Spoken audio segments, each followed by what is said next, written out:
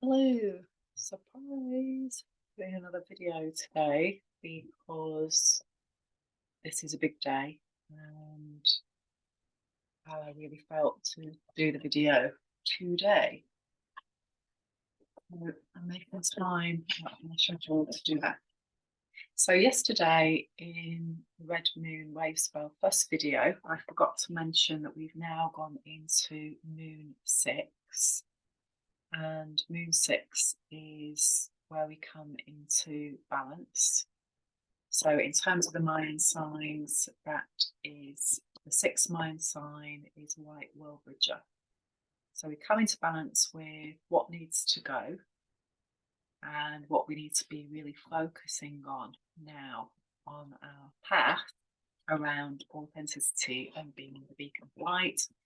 That has been coming in on a planetary level since 2006 till 2018. So we're now on White Wizard 13-year cycle, which began in 2019. So we're working with refining what we were awakening to around being authentic. And what does that even mean? Being authentic, being able to be the full expression of who we are without fear on one level. So we can be honest, we can say what we think, and without fear of reprisal, of losing a relationship, losing a job, being killed, lots of civil unrest going on in the world now, as there always has been, and recognizing that some people do put themselves at huge risk by sharing truth that is trying to be suppressed by the people who are trying to control the masses for their own benefit, which is not about truth. So again, having free will and free choice to do whatever the individual wants to do this time around in this lifetime, and hopefully to be wise and learning constantly from what happened in the previous cycles. So in the previous cycles in this life, we tried something out, we made a choice about something, we created something, a behavior, a way of relating to people. And, that really is what human life is all about, seeing what works, what doesn't work.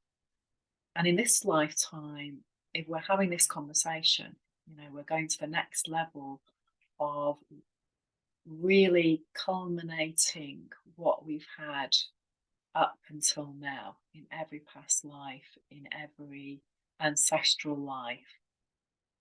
We chose to come into this particular timeline. So we're working with evolving that timeline and learning from our experience and not trying to fight every fight, and learning how we work as a human being so that we can change the outcome and create peace for ourselves, a more peaceful life, a more loving life, free of the challenges of our ancestral past. And that's what today is all about. So as you can see, I mentioned yesterday, we have got a portal day, and we've got a portal day tomorrow as well.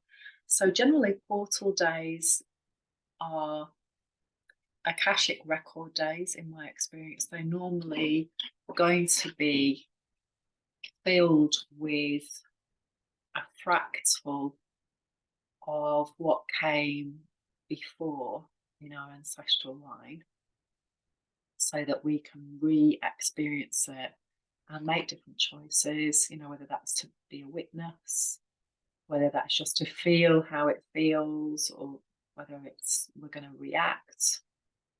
Hopefully, if we're going to react, then we can be coming from a more grounded, trauma-freer place so that we don't keep creating this same dynamic, because certain behaviors create trauma. Drama, anger creates wounding, inflammation.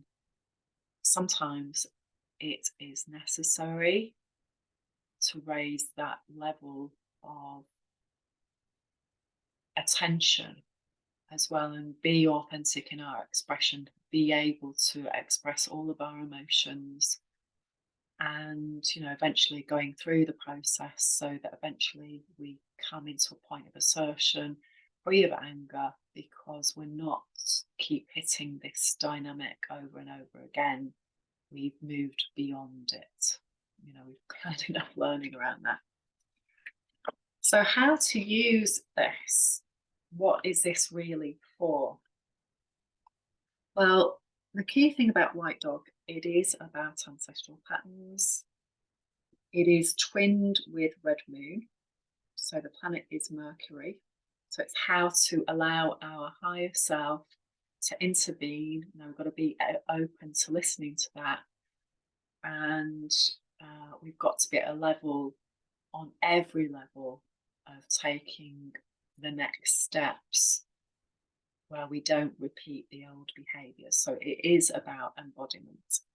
And because it's the 10th mind sign, it's the manifestation, it's the 10th house in the astrological chart.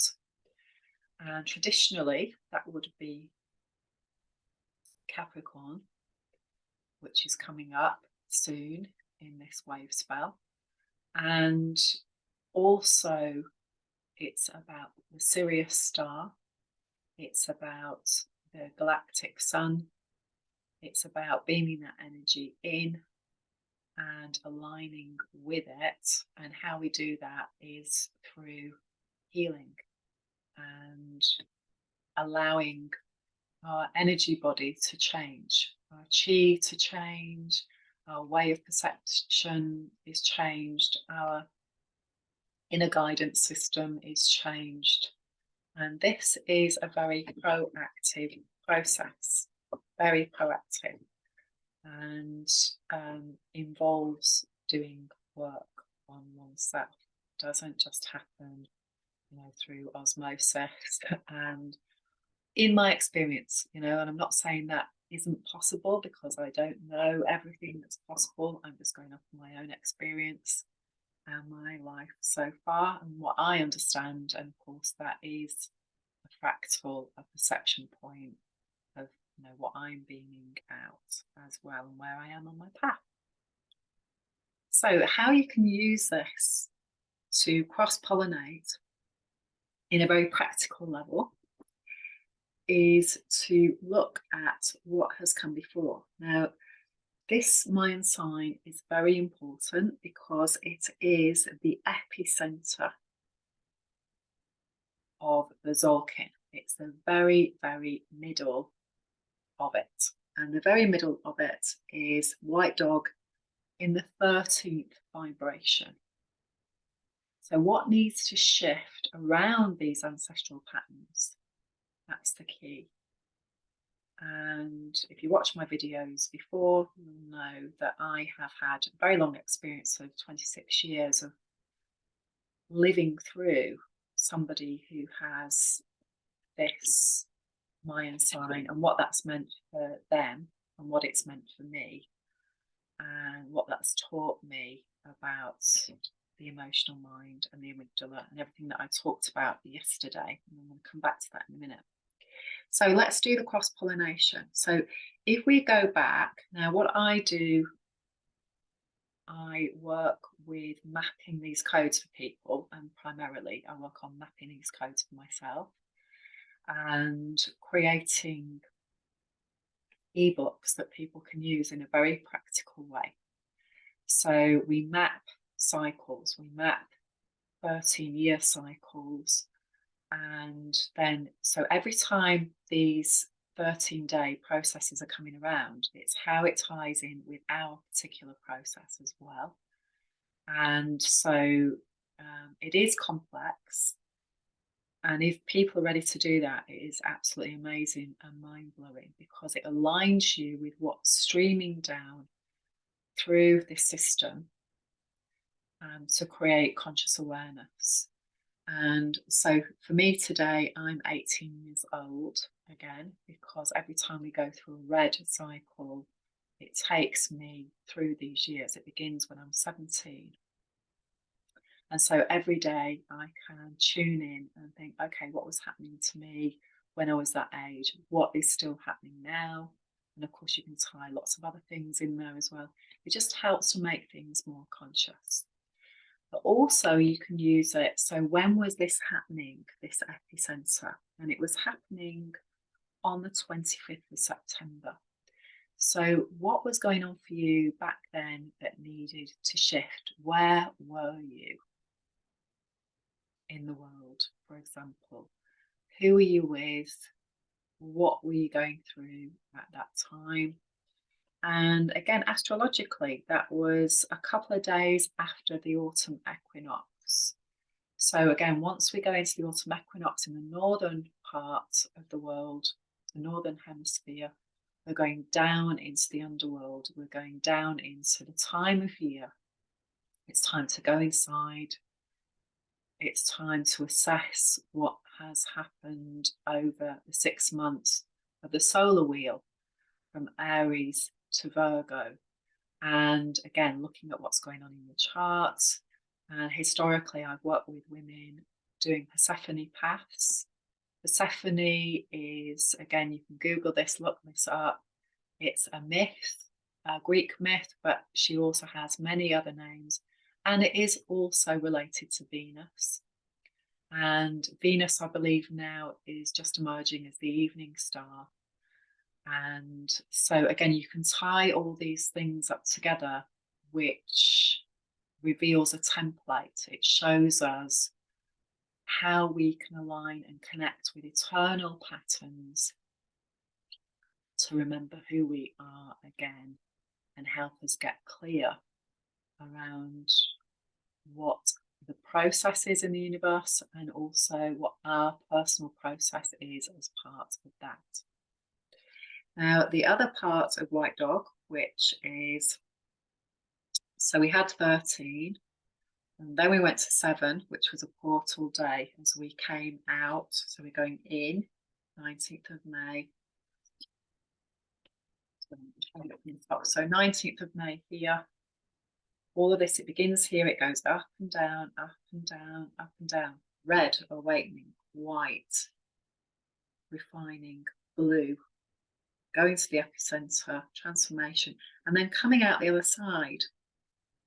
We can see all these galactic portals. So coming out, we were there. 7. What was resonating as we came out? The other side into the yellow castle, and what's still hanging around here? What's still hanging around from what needs to shift? And this is a continual process. This is an eternal process in this lifetime. Again, the more we focus, the more we heal, the more time we can put into our own personal developments and healing, the more the shifts will happen. And the next stage is White Magnetic Dog. And so, again, this was on the 4th of November. And so just to say about the moons as well. So the moons, again, in this complex system, you've got 13 moons. The 13 moons remain the same every year. They start on the 26th of July, as I said yesterday. You've got 28 days of magnetic moon, and each 28 days takes you through a different process. And it's just the same as each one of these wave spells. You begin with magnetic, you go into lunar, you go into electric, and so on and so on and so on. So that it's all the same. And on this calendar, it explains that at the bottom. If you'd like one of these, it's free. Just go on my website, flowwithjo.com, under resources, and look for the synchronizer. And you can download that and print it off and laminate it yourself. I don't actually post any anymore. So it's up to you to make your own or make your own. Making your own takes you through the whole process. I made this one, and yeah, it was an amazing process. So the first one that I mentioned, the epicenter on the 25th of September, that was the alchemic moon, moon 3, day 6. So we were really working with the alchemy. We'd had the magnetic moon session in August for 28 days. Then we had the lunar, where we were seeing our emotional story coming up in Virgo time. And then, so by the time we're getting into moon 3, we are going into, on day 6, we're just going into leaving Virgo and going into Libra energy. So we're coming into that balance, that weighing up the heart, what's happened, how does it feel, what's the emotional trigger story that's still running, and how to free ourselves from it. So, and then, like I've said in other videos, it runs through the same format, this spiral for every one of these moon signs. And so, there's so many different ways to explore this. And that's what it's there for, to help us explore ourselves and our role in the universe. And today we've got Moon in Virgo. So again, it's a really good time to focus on the details. I mentioned this book yesterday as well. And something, again, the next bit that I read, this really touched me. This is so, again, profound, really. I'm just going to read you a part of this. So the brain looks for patterns for different reasons. First, patterns help us to predict the future. If the church bell chimes exactly 10 times every Sunday morning at exactly 10 a.m., a mind that can systemize can then predict the bell. We'll do so again this Sunday at exactly that time. Patterns in the church bells may not be a pattern of life or death, but you can immediately see how such a general pattern recognition system might have wide applicability. Anything from predicting how prices vary in the market to how crops vary in different seasons. And again, this is why the calendars are created, and this is thousands of years of study, to watch patterns in the starry skies. How anybody can say astrology is not a science is beyond me, because it so is. It's a study that has gone into that. And when people really understand the depth of it, it's mind blowing. Patterns also enable us to figure out how things work by suggesting experiments we can perform to confirm predictions. If I put a battery into my clock, the hands start to move. That's a nice, simple example.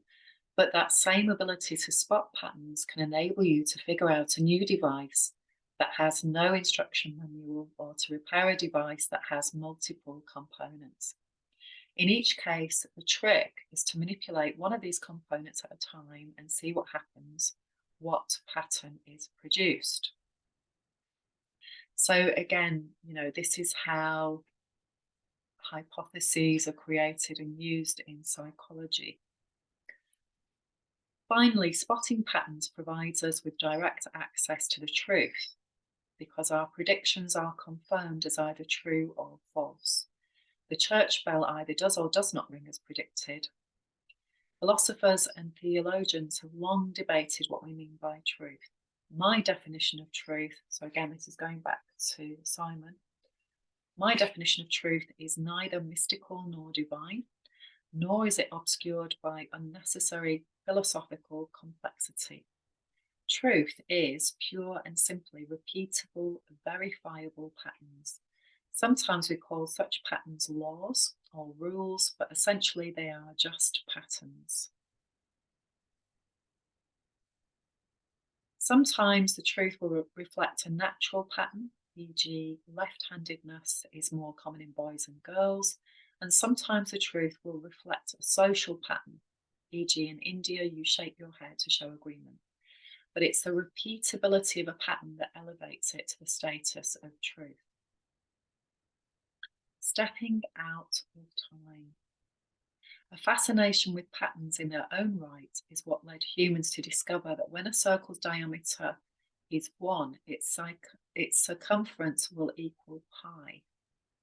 Discovered in ancient Babylonia and calculated later with precision by Archimedes, these early pattern seekers had no idea that the beautiful pattern of pi they had systemized would find a practical application almost 2,000 years later in Princeton, New Jersey, in physicist Albert Einstein's relativity theory. This was the human mind seeing the same patterns repeating in the world, irrespective of the time in which they lived. Timeless patterns. The systemizing mind steps out of time to seek truths that are not tied to the present because, at a minimum, they have occurred in the past and have been confirmed to occur in the present. And at least among the natural patterns, the truths may be eternal ones. You may or may not agree with any of that. For me, it touched me deeply because this is the nature of the work that I do using astrology, using the Mayan calendar. These systems that I know in past lives I have been connected to many, many times, and that I'm remembering and using in a different way now.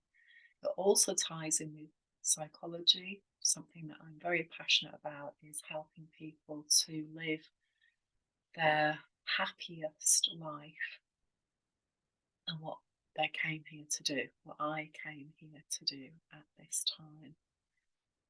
So it's always a revelation to me to be guided to pick certain books and to find these synchronicities there because what I am seeking is seeking me. So I hope you have an amazing day today and you really use today to look at these times in the recent past where your emotional story has come up, it's played out in the holograph, and it's playing out today. And to see this as an opportunity to really focus on what the universe is bringing you in terms of these triggers, because they are messengers from the gods. They are messengers from the universe, which we are a part of, and they're showing us how we can change ourselves, and in doing so, change the world and help humanity evolve.